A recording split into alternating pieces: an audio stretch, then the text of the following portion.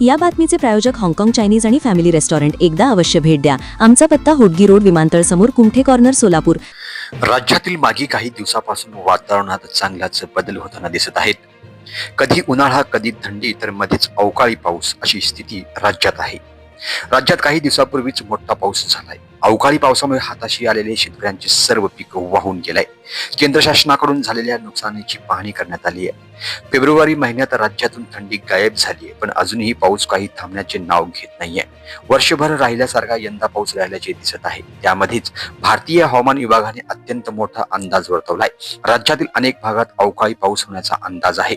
विदर्भ, मराठवाड्यासह राज्यातील इतर भागात वादळी वाऱ्यांसह पाऊस होण्याची शक्यता आहे. भारतीय हवामान विभागाने दिलेल्या अंदाजानुसार मध्य महाराष्ट्र, विदर्भ आणि मराठवाड्यातील काही भागात आज अवकाळी पाऊस हजेरी लावेल. या दरम्यान जोरदार वारेही सुटेल. मध्य महाराष्ट्र, विदर्भ आणि मराठवाड्यात पावसाचा येलो अलर्ट भारतीय हवामान विभागाकडून जारी करण्यात आला आहे. सोलापूर, नांदेड, लातूर, धाराशिव, हिंगोली या जिल्ह्यामध्ये विजांच्या कडकडाटांसह पावसाचा अंदाज वर्तवण्यात आलाय.